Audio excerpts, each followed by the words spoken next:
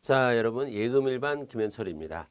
자, 2023년도에 시행된 예금 일반 문제들을 같이 풀어볼 텐데 2023년도에는 이제 금융 상식이라고 예금 일반과 보험 일반이 이렇게 묶여져 있었죠.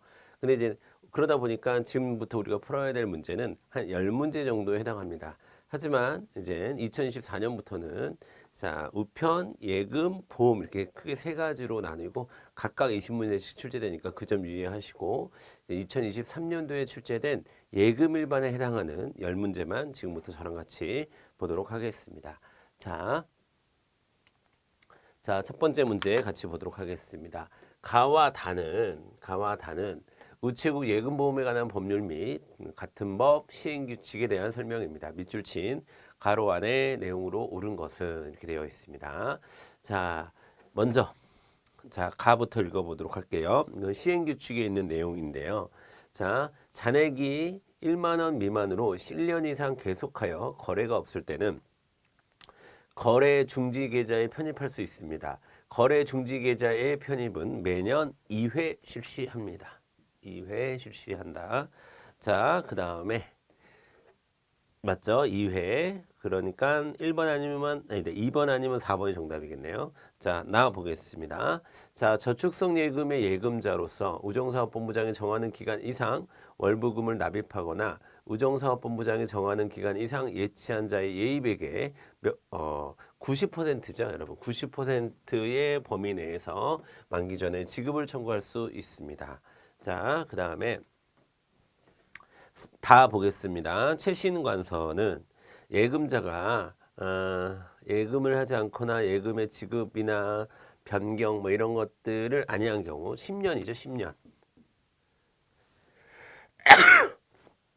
10년 동안 죄송합니다. 10년 동안 자, 예금을 하지 않았거나 아니면 지급 그다음에 이자, 기입, 인감 변경, 예금 통장 재발급 신청 등을 하지 아니한 경우에는 과학기술정보통신부령으로 정하는 바에 따라서 그 예금의 지급 청구나 그 밖에 예금의 처분에 필요한 신청을 할 것을 최고한다는 것은 여러분 독촉한다라는 뜻이에요. 독촉한다.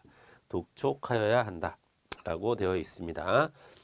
자, 그래서 정답은 29, 2, 90, 10인 4번으로 가주시면 되는 문제였습니다. 되셨죠?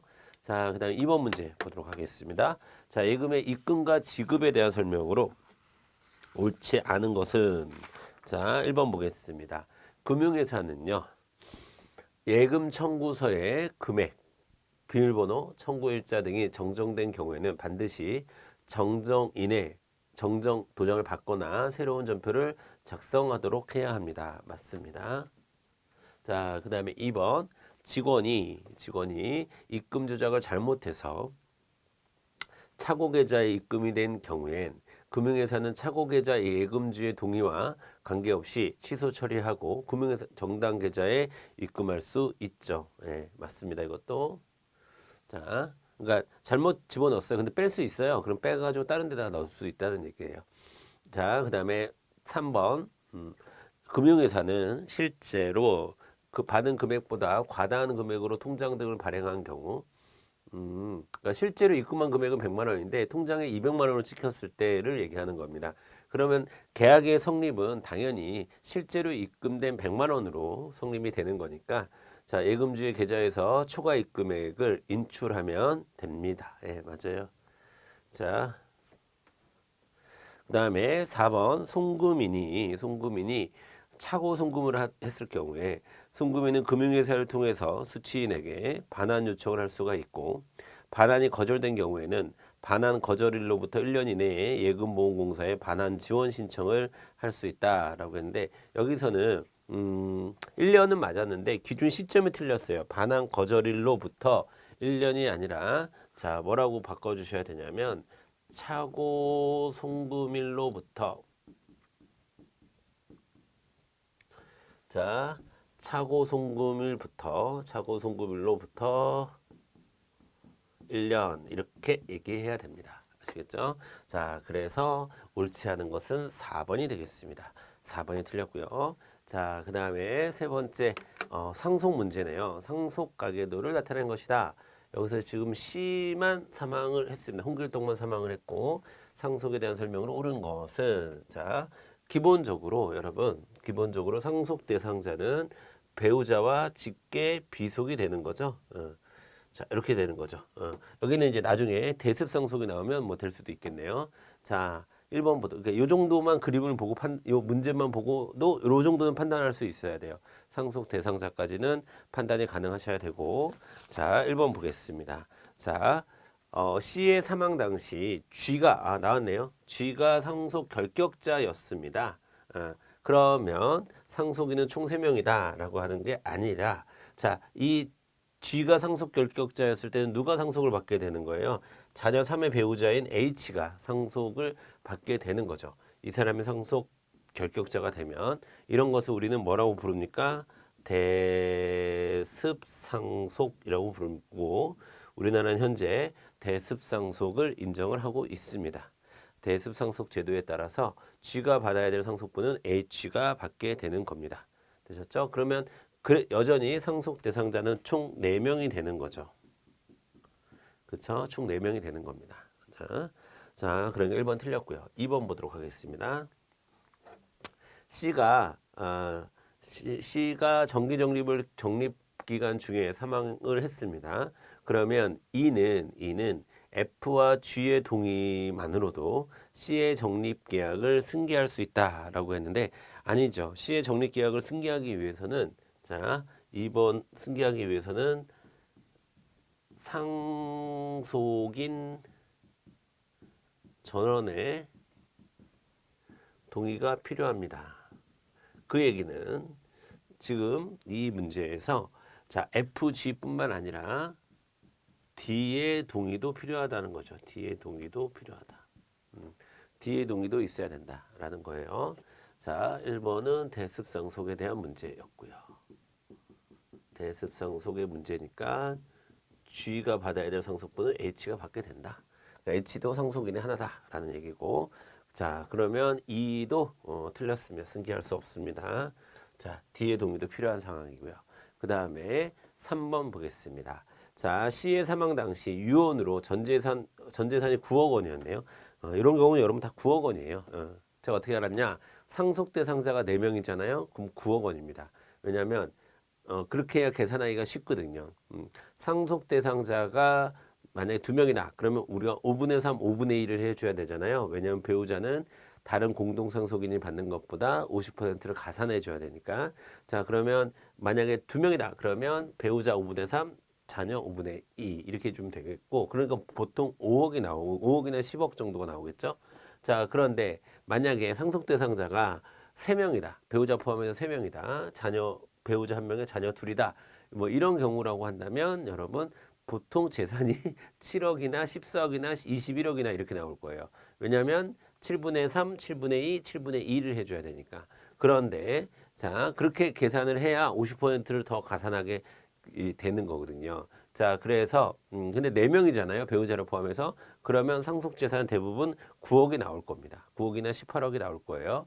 자 왜냐하면 9분의 3, 9분의 2, 9분의 2, 9분의 2 이렇게 해줘야 이게 상속분이 여기서 50%더 가산하게끔 계산이 가능합니다.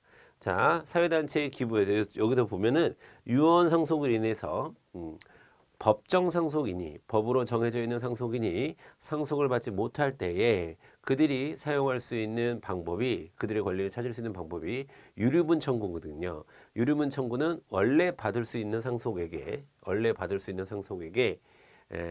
50%를 청구할 수 있습니다. 그러면 다시 한번 이거를 다 지워 볼게요. 자, 그러면 이런 이야기예요. 지금 배우자는 전체 상속의 9분의 3이니까 3억을 받을 수 있을 거예요.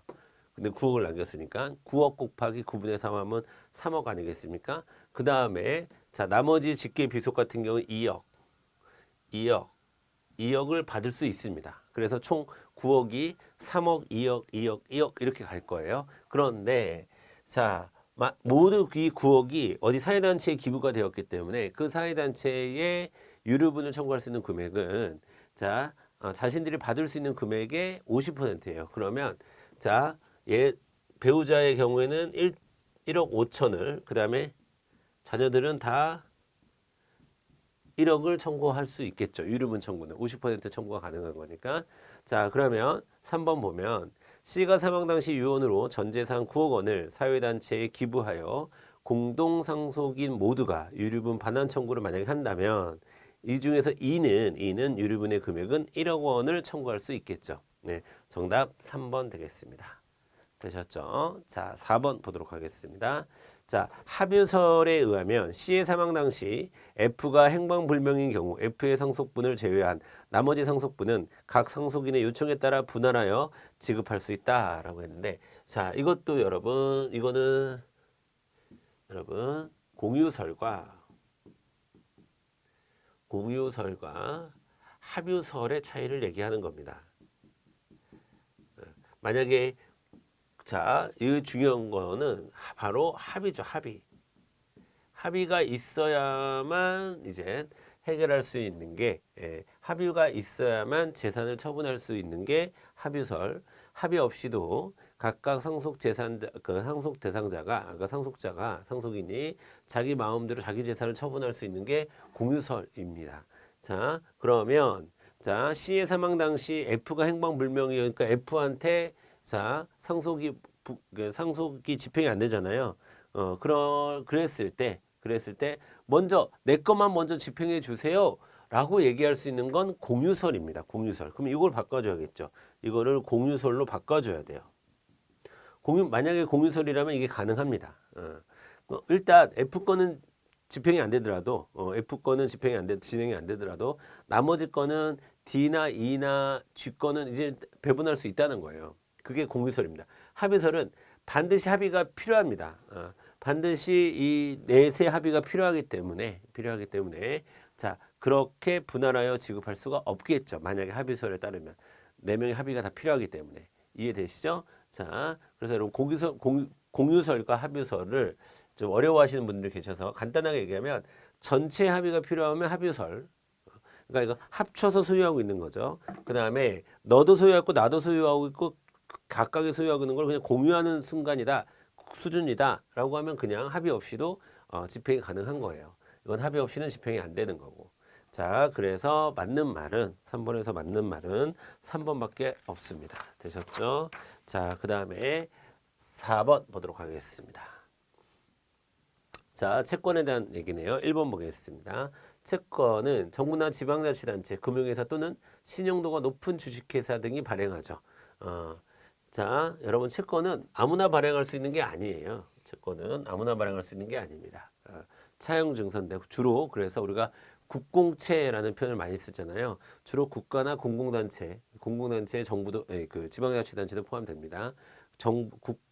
국가나 지방자치단체에서 주로 발행을 하는데 그 이외에도 신용도가 높은 금융회사나 주식회사도 이제 승인하에 발행을 할 수가 있긴 있지만 대부분은 국가나 공공단체, 지방자치단체가 발행하는 것이다. 이렇게 여러분 보시면 되겠고, 왜냐하면 뭐 이것을 아무나 발행하게 되면 이 시장 경제에 엄청난 이제 혼란이 이제 발생하겠죠. 그렇죠?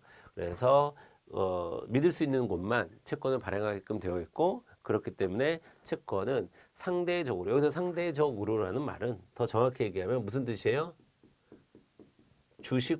주식이라는 금융상품보다는 위험이 낮다 이런 뜻입니다. 왜냐하면 주식이라고 하는 것은 조금 더 위험하거든요. 채권보다는. 자, 2번 보겠습니다. 자, 전환사채는 발행회사가 보유 중인 타회사의 주식을 보유하게 되는 반면 벌써 틀렸죠. 자, 이거는 무슨 전환사채가 아니라 여러분 교환사채에 대한 이야기입니다. 그렇죠? 뒤에 나오죠. 교환사채, 이거는 이제 전환사채에 대한 이야기네. 그러면 자, 전환사채가 그러니까 발행회사가 보유 중인 타회사의 주식을 보유하게 되는 것은 교환이고요. 그 다음에 발행회사의 주식을 보유하게 되는 게 바로 전환사채죠. 그러니까 전환사채는 그 회사의 주식, 그 다음에 교환사채는 그 회사가 소유하고 있는 다른 회사의 주식을 받게 되는, 그걸로 바꿀 수 있는 게 바로 채권 중에서 이제 변화가 필요한 그런 채권들 중에서 전환사채와 교환사채 차이죠. 그래서 2번이 틀렸습니다. 2번은 전환사채와 교환사채를 바꿔주면 되는 문제였고요. 자, 3번 보겠습니다. 3번.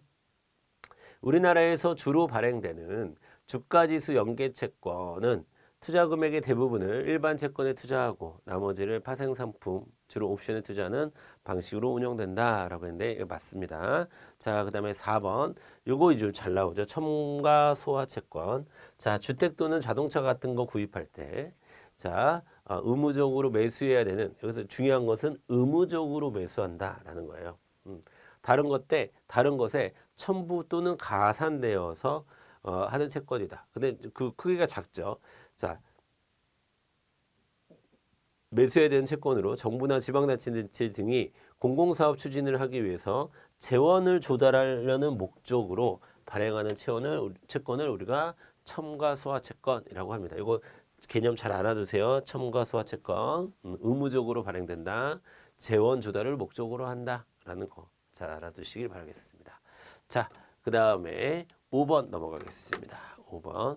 자, CD나 ATM 서비스에 대한 설명으로 옳은 것을 모두 고른 것은 이라고 되어 있습니다. 기억번 볼게요. 자, 우체국 스마트 ATM은 자, 스마트가 들어갔잖아요. 스마트. 기존 ATM 서비스뿐만 아니라 스마트하게 계좌 개설도 할 수 있고요. 체크카드 및 보안 매체를 발급해 주기도 하고요. 그 다음에 비밀번호 변경 등도 가능합니다. 맞는 말이죠. 스마트합니다. 그 다음에 니은번 보겠습니다. CD, ATM 계좌 이체는 최근 1년간 영업점 창구를 통한 현금 입출금 실적이 없는 고객에 하나요? 자, 이거 틀렸겠죠. 자, 지금 CD, ATM기에 대한 이체 한도를 축소하려고 하는 건데 영업점 창구를 통한 이걸 실적이 왜 나와요? 자, CD, ATM을 통한 이렇게 바뀌어야죠. 통한 현금 입금 출금 실적. 자, 지금 우리가 지금 이체 한도를 축소하려고 하기 위해서 실적이 없으니 이체 한도를 축소하겠다 이런 건데 그 실적을 갑자기 창구 실적을 가지고 올 수는 없잖아요. 그러니까 CD, ATM을 통한 입금 실적이 없는 고객에 하나요. 1 및 1의 이체 한도를 70만 원으로 축소하고 있다. 이렇게 바꿔줘야 되죠. 그래서 이건 맞는 거지만 이건 틀렸습니다. D번 보겠습니다. 자, CD, ATM 서비스를 이용하기 위해서는 현금카드나 신용카드, 체크카드 등이 있어야 하지만 최근 기술 발달로 휴대폰, 바코드, 생체 인식으로도 이용할 수 있습니다. 맞아요. 이용 매체가 없이도 CD, ATM기 서비스를 이용이 가능한 것이 현재 발달된 상황입니다. 맞아요. D도 맞습니다. 자, 그 다음에 보이스피싱의 피해를 방지하기 위해서 수취계좌 기준 1회 100만 원 이상 이체 금액에 대해서 CD, ATM에서 인출할 때 입금된 시점부터 10분 후 인출 및 이체가 가능하도록 하는 지연 인출 제도를 시행하고 있습니다. 맞는데 이건 맞는데 이게 틀렸어요. 10분 가지고 뭐라 합니까? 30분 정도는 돼야 대책을 세우든가 확인을 하던가 하겠죠. 그래서 이것도 분수가 틀렸습니다. 리을번 틀렸네요. 그래서 옳은 것만 모두 골라라 했으니까 기억과 디귿 1번을 골라주시면 되겠습니다. 되셨죠? 정답은 1번으로 가주시면 되겠고요.